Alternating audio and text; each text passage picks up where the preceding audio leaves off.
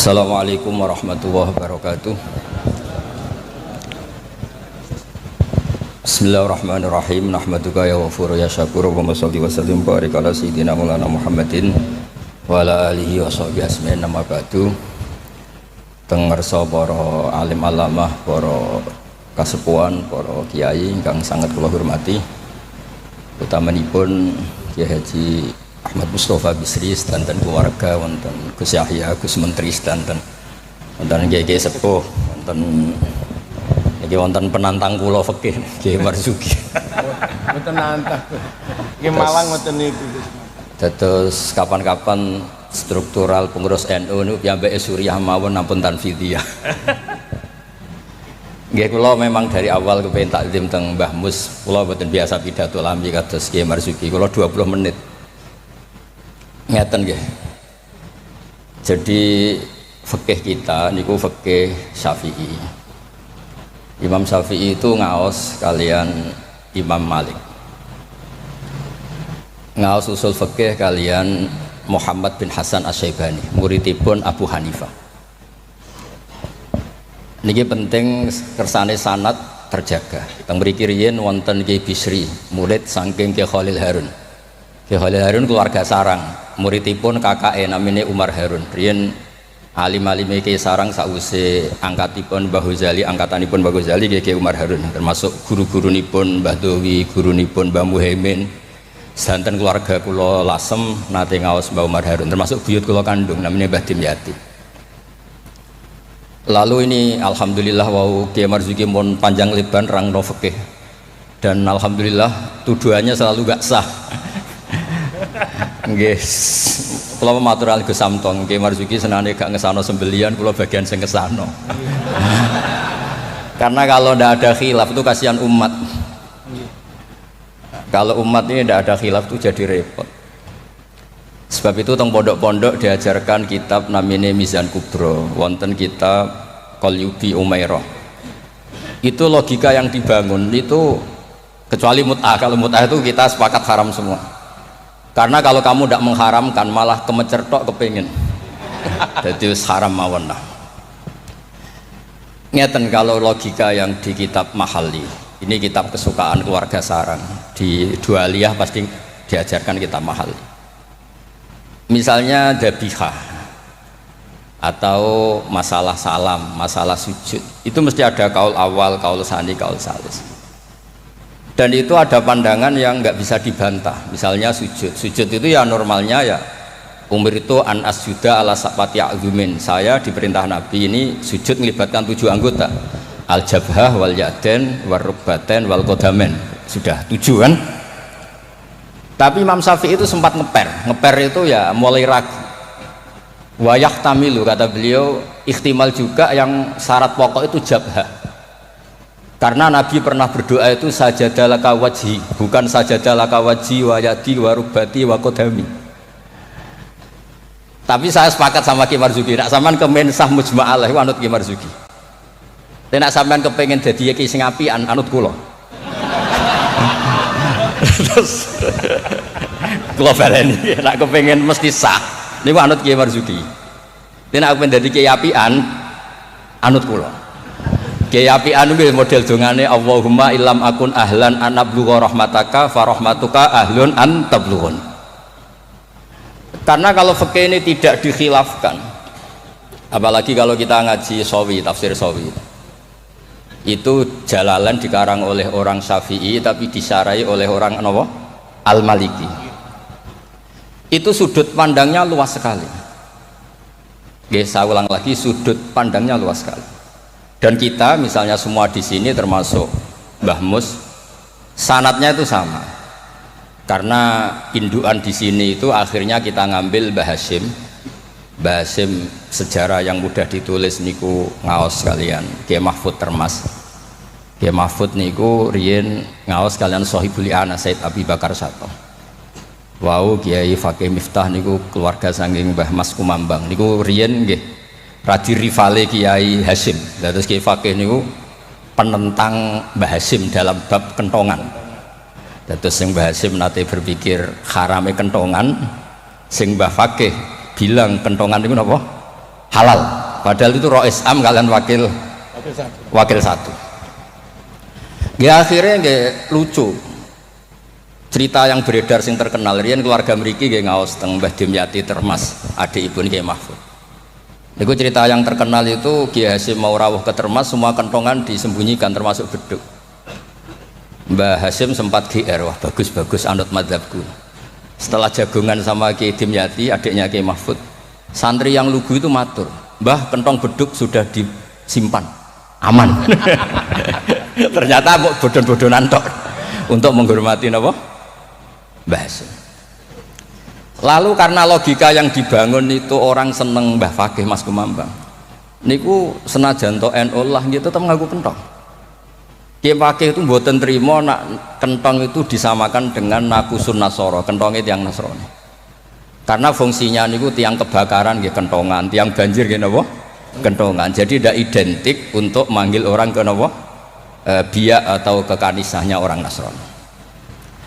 Jadi kunane kuno khilaf itu harus kita jaga. Ya saya ulang lagi, khilaf ini harus kita jaga.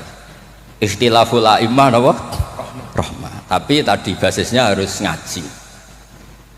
Dulu itu ya orang sholat jenazah itu ya normal, jenazahnya di depan, yang nyolati ya di timurnya, berarti kalau di Indonesia. Lalu ya ada saja yang usil, itu syarat sah apa adat? Ya ada ulama yang mungkin ya kados Mbah Marzuki, syarat sah. Terus ditakoki, "Lah nek salat gaib piye? Mayite ning Surabaya salat gaib wong Rembang." Akhirnya mulai ngeper. Yang syarat di depan tuh imam bukan jenazah. Akhirnya ya wong akeh. Wong akeh nggih tiyang kathah terus. Ya nek jenazah ana ning ngarep, nek jenazah ana ning gurilah.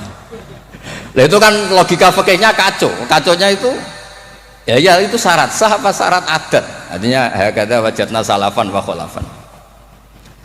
Tawaf di Ka'bah juga gitu. Imam Syafi'i itu bersikukuh kalau tawaf terlalu dekat itu nggak sah. Alasannya di situ ada tonjolan sadarwan, tonjolan pondasi. Jadi kamu tidak mengitari Ka'bah tapi di atas Ka'bah. Tapi kata Imam Malik, kata Imam Hanifah, ya ora apa-apa. Ngono iku wis keceluk mubeng kok repot. Jadi memang mulai dulu, saya ulang lagi, mulai dulu itu lama ndak debat itu ndak bisa, karena di ranah yang tidak al-usuli, tidak masalah akidah, itu sudut pandang itu luas, midan kalau orang bilang midan. Sebab itu riyen setiap ulama nanti dibully, wah habis-habisan. Abu Hanifah nanti liwat tenggene daerah wisata, kathah penyanyi-penyanyi wedok nyanyekno tiang-tiang suga-suga wong lanang-lanang. Barang Abu Hanifah rawuh lewat iku menencep, mohon niat itu menencep. Abu Hanifah ngendikan ahsan tunna. Terus imam yang rival beliau, Ibnu Abi Layla itu rival beliau. Suatu saat ada masalah di pengadilan, Abu Hanifah jadi saksi. Kamu tidak sah jadi saksi, karena ketika melihat penyanyi-penyanyi kamu bilang ahsan tunna, kamu bagus, kalian semua bagus. Itu tidak sah. Masa kiai kok ngelegalkan apa penyanyi-penyanyi cewek, penyanyi-penyanyi putri? Kata Abu Hanifah, saya bilang gitu itu ketika diam apa ketika nyanyi? Ketika diam. Lah ya maksud saya ya pas diam itu bukan pas nyanyi. Jadi mulai dulu itu kiai itu dicari celah salahnya, dan itu seni jadi kiai. Jadi kalau tidak ada orang yang menyalahkan itu mungkin kirang cerdas. Lalu kalau matur Gus Samtong, gue udah khilaf be Gus Ulil, soalnya mantu-mantu saingan lah. Semua saingan kerebut warisan nopolas pokoknya saingan. Ya maksudnya warisannya kiai kan juga ilmu katanya. Karena kalau nggak saingan itu terus nopo, gak mutu. Bahwa kan kalau matur Gus Ulil, jenengan pun ngorek ikhya terus toh, sekali-kali ngorek fikih. Nah ngorek ikhya gue enak, wayang bagi enak fikih kan ya jibu alika. Jadi tersangka, baru kayak jadi tersangka itu terus kuat. Kulo nu senengane maca fikih. Karena dengan baca fikih itu orang menjadi terkhitopi oleh Allah Ta'ala. Dan sampean maca tasawuf untuk fasilitas, dosa gede di sepuro, kowe dosa kaya apa delok raine Pak Marzuki sepuro, wae raine iku tasawuf. Fikih mboten, fikih niku ekstrim. Dunya ora iso diwaris durunge utang dibayar, termasuk utang haji ning Allah Ta'ala. Wis pokoke ditersangkakan, tiang niku ditersangkakan. Ora kober. benten nak ngaji tasawuf. Makanya terus kula niku nak sakniki kan tasawuf itu beredar di mana. Kula ora disusah. Iku golek parek pangeran apa golek terapi. Karena kula niku sering Gus kula nyuwun ngaji hikam. Takrib ya takrib. Mboten Gus hikam. Maksudnya piye karena terus ayem ngono kan jadi gampang kabeh. Nak fikih kados Pak Marzuki wau takbir diaudit. Opo wis salah. Lah tasawuf mboten guya-guyu eling pangeran wis koyo wali ngene kan penak. Fikih niku repot muni Allahu Akbar kepanjangan A niku ya salah. Allahu Akbar itu salah, itu jadi istifham. Berarti maknanya apakah Allah itu maha besar? Tapi nak cara kula iku sing maknane istifham Pak Marzuki sing maca dhewe iku maksude ya Allahu Akbar Allah maha besar. Wong sing maca dhewe kok sing maknane. Jadi niki tapi kena mesti kepengen sanut Pak Marzuki. Tapi mau nak kepengen dadi kiai apian anut kula. Kula niku saking senenge kalian umat Rasulullah sallallahu alaihi wasallam, saking senenge. Niku kitab mazhab apa saja kula waos. Untuk supaya wong Indonesia iku ya ono sae lah. Wong-wong dia ya darani rasalah niku nggih. Ono sae tak golek-golekno. Wes golek-golekno. Nanti mungkin Pak Marzuki nyari masalah warid sama maurud. Itu diantara kelebihan Imam Ghazali. Awal ngarang Ihya itu di bab Toharoh, di bab Al-Muzal wal Muzalbeh. Itu diantaranya beliau tidak membedakan antara air dikucurkan sama air najis bena ijanatin fiyama wa bena iradil ma. Termasuk nggak bedakan masalah kulate. Sudah sadar termasuk. Karena yo repot. Terus mohon maaf yo. Terus kula niku alhamdulillah kula niku diundang pengajian umum nak mboten wong sepuh mboten purun. Terus jangan berharap Gus Samtong, Gus Takiuddin bisa ngundang kula. Nate ngundang kula mboten purun. Mbak Mas Duki ampun kapundhut. Nah Mbah Mus mboten wani. Kula nu sing mboten wani nolak niku khore Mbah Hamid, mergi Mbah Hamid itu misanane Mbah kula. Mbah Mus. Nah sing nom-nom ngundang niku nggih ra dikualat kira-kira ngoten. Mboten krana napa-napa, kula niku nyen kiai tenan, maksudnya mulang ngaji terus mboten. Nak Pak Marzuki kena dipetarung ya. Tarung ya Ban, wonten mawon korban ini wonten mawon sing boten san betul. Tapi itu saya lah, memang ilmu harus di. Jadi kalau misalnya tawaf tadi, tawaf itu banyak ulama yang mengatakan betul bimanzilati sholat, tapi ya ada se-ekstrim banget kayak sehingga Said Muhammad itu punya bab namanya tawaful haid. Tawaful haid, tawafnya orang yang haid. Padahal tawaf itu kan harus suci. Tapi masalahnya kadang pas dia haid, pas harus tawaf nopo? Ifadah. Itu banyak ulama yang mengatakan ya sudah tawaf saja, tapi nunggu waktu yang mepet. Nah, karena mepet ini penting untuk ilah hadid darurat. Nah, ternyata beliau juga sudah baca, tapi beliau tadi gak mau cerita. Senengane kudu wong wedok sing ketok aurati lho, kok iki iso roh lho. Kula niku nggih suwae niki ngaji rilek mawon nggih. Mula pancen kula niku bapak kula niku seksine nggih Mbah Mus, bapak kula niku seneng guyon. Bapak kula pesene hak kena ngaji ku guyon. Wong ning omah wis mikir utang, mikir macem-macem. Lho bareng ngaji kok mbok teror gak sah niku. Sakake maksudnya niku. Rai-rai bingung niku kan mun kathah. Dadi ngaji wis guyon, santai mawon. Tapi mboten tasahul. Saya ulang lagi tidak tasahul. Ada dua orang itu sering naudzubillah ya, sering selingkuh, nakal lah. Ya nasabnya agak jelas namanya orang nakal. Ini cerita di kitab Mizan Kubro. Setelah dengar kabar orang itu sampai lah datang ke Rasulullah. Ya Rasulullah kita berdua ini sudah nikah. Itu Nabi jawabnya itu qad kharaja min sifahin ila nikahin. Ini sudah keluar dari status perzinaan menuju apa? Nikah. Dan Nabi tidak bahas masa lalunya. Sehingga dalam tradisi Jawa itu di fikih wali itu anut Syafi'i, tapi orang ngungkit itu anut Hanafi. Maksudnya gini, produk putri yang tidak dari nikah sah itu kan tidak bisa intisab ke bapaknya. Jadi di bab ini anut Syafi'i, si bapak ilegal ini tidak sah jadi apa? Wali. Tapi mengapresiasi nikah bagaimanapun itu cara keluar dari sifat, keluar dari status perzinahan. Satu-satunya cara misalnya gini, hari Ahad itu masih selingkuh, sekali malam Senin itu nikah, berarti status baiknya adalah qad kharaja min sifahin ila nikah. Jadi ilmu itu banyak dan sudut pandang itu banyak, karena ya tadi fikih itu masalah furu'iyah. Ada ulama yang agak kritis, tapi ya gimana gitu. Misalnya begini, pelanggaran tertentu itu sanksinya itqu raqabah, memerdekakan budak. Kalau tidak bisa lagi begini, terakhir puasa 2 bulan. Nah ulama ini ngerti si pelanggar ini raja kaya raya, tujuan sanksi itu kan memperberat. Kalau disuruh merdekakan budak gampang sekali karena dia orang kaya, maka sanksinya langsung disuruh puasa 2 bulan. Alasannya yang namanya sanksi itu yang kira-kira orangnya itu kapok. Ini kalau sekedar terkait uang, itqu raqabah itu gampang sekali. Apalagi kalau misalnya mun ngang temriku mawon ben gak kulino ngaji mangan pun. Itu mungkin anu pesanton. Saya ulang lagi, misalnya di kafaratul qatli yang khata atau kafaratul yamin. Fakafaratu tamu asyarati masakina saat terusnya atau apa sajalah. Kan biasanya kafarah itu sosial dulu. Saya ulang lagi, biasanya kafarah itu sosial dulu, merdekakan budak. Jadi budak itu kan tidak enak betul. Jadi budaknya kiai aja agak enak, apalagi budaknya orang nggak soleh itu tidak enak betul jadi budak. Sehingga semangat Islam semua kafarah itu bentuknya itu itqu raqabah. Tapi si raja ini kaya raya, kalau disuruh merdekakan budak atau ngasih makan 10 orang miskin, etam itu mudah sekali. Sanksinya puasa saja biar kapok, karena dia cara pandang tujuan sanksi itu bikin kapok, agak masuk akal.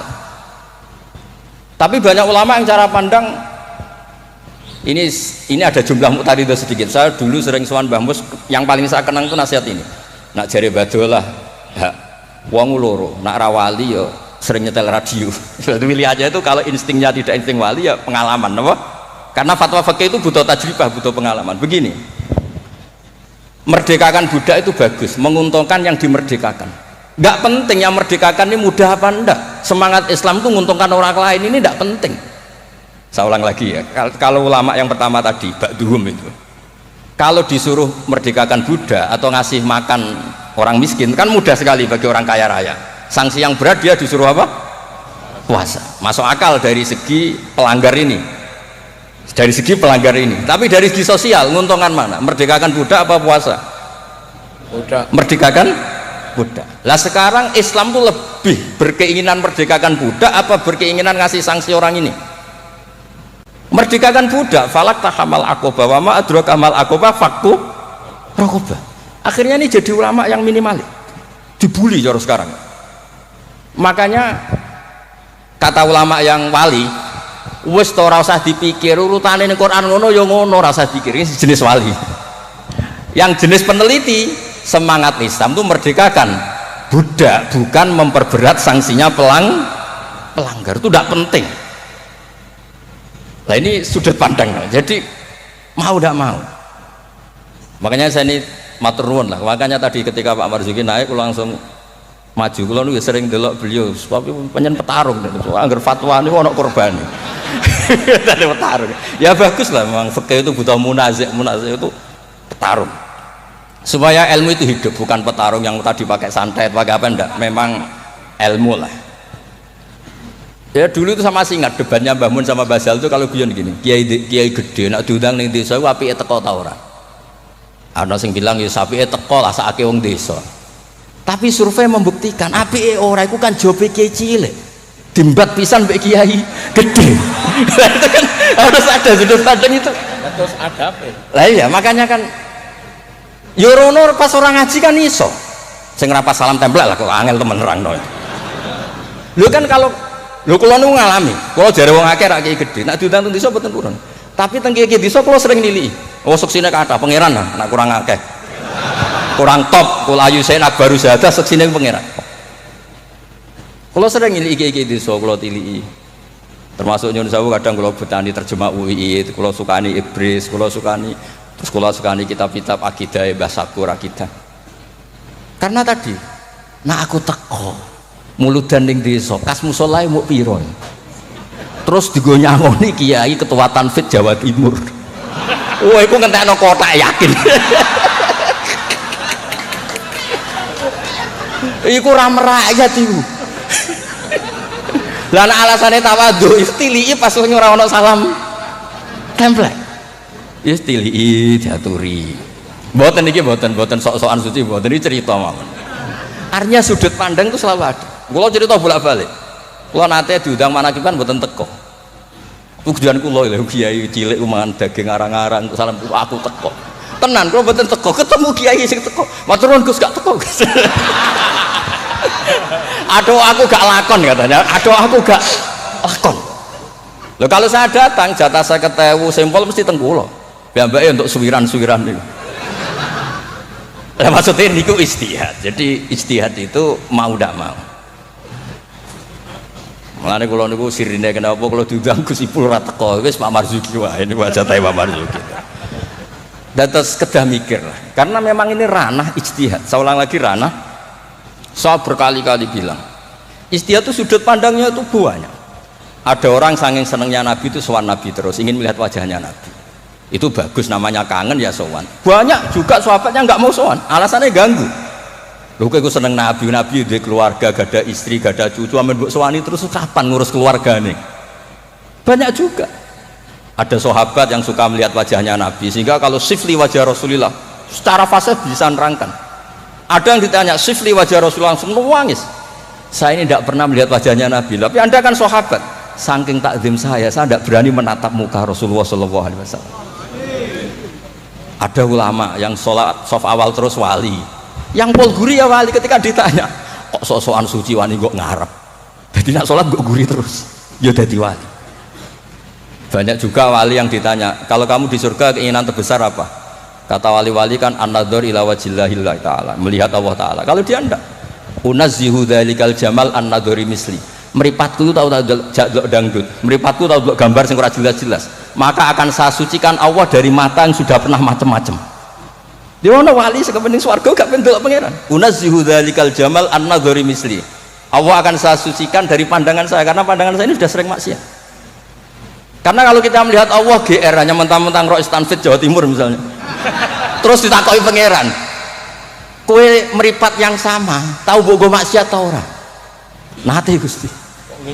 Kok bojo aku? Itu yo repot. Dadi men mboten iki cerita mawon nak nglarakno atine Pak Marzuki kersane dadi kafarah. Ya karena bagi yang tidak disahkan tadi mungkin yo gelo maksudnya itu. Nggih, mungkin nggih gelo. Tapi memang dimuin seperti yang dikatakan. Makanya beliau fair cara ilmu itu dimuin.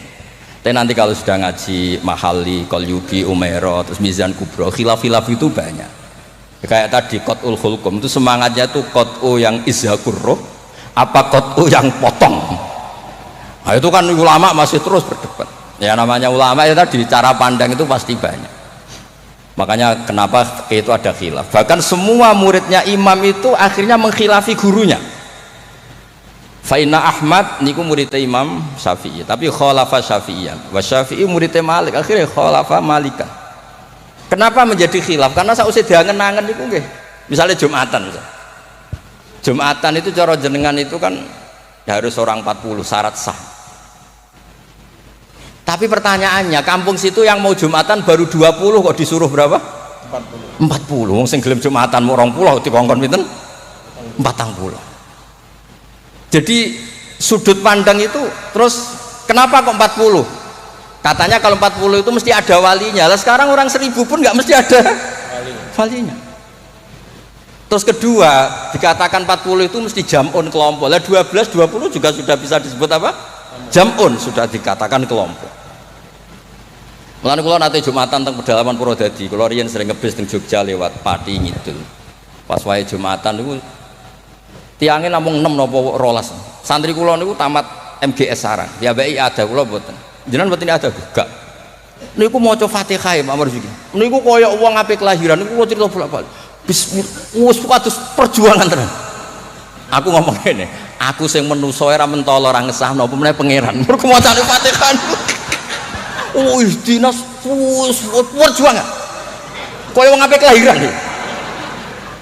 Aku nak ada Allahu arhamu minni.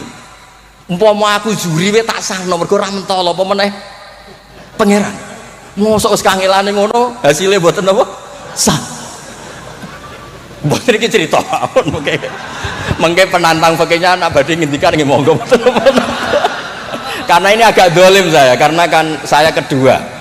Tapi nggak apa-apa, nanti Mbak Mus mesti pareng kok kalau jenengan bantah saya lagi tidak apa. Tapi kok ngarepe pangeran duet malah dubat lagi nanti. Nah debat malah ngarepe pangeran kadose menang kula karena kebetulan secara status niku wong sakit mai Quran, ahlul Quran, ahlu wa khosotu. Kayaknya saya agak spesial lah teng mriko nanti. Terus ilmu itu harus tadi saya ulang lagi. Karena kalau pertanyaan itu bisa mujab, bisa nafi. Saya ulang lagi, pertanyaan itu bisa mujab, bisa nafi. Misalnya begini Pak Marzuki, dibalik pertanyaannya. Wong sing isane salat mau ngono, iku apike salat apa ora salat? Dibalik pertanyaan. Ndak ini MC-nya maaf ya, nanti setelah ini Pak Marzuki lagi terus saya tidak akan bantah lagi. Karena saya ini wong lego lah. Mbok beliau ngadili kayak apa saya insya Allah ya tidak mandi, nggak ngefek. Cara kula wong partai politik loyalis saya terlalu fanatik, nggak ngefek. Pertanyaannya jadi balik. Dhisik ceritane Wali Songo itu sholat sementing sholat rubuh gedang lah. Ya saya ulang lagi, orang yang belum bisa sholat sempurna, itu apike sholat nopo mboten? Sholat. Sekarang dibalik Pak Marzuki. Orang yang baca Fatihah tidak benar, kita bisa mentakhrij, takhrij cari solusi. Anggap saja itu wiridan. Kalau Fatihah kan wajib pakai tajwid. Tapi kalau dianggap kalimah thayyibah, kan kalau orang tidak mampu Fatihah kan penggantinya itu nggak niat mau Quran. Nggak niat mau Quran. Setuju nggih? Dihitung aurat mawon pengganti Fatihah sehingga tidak harus pakai apa? Tajwid.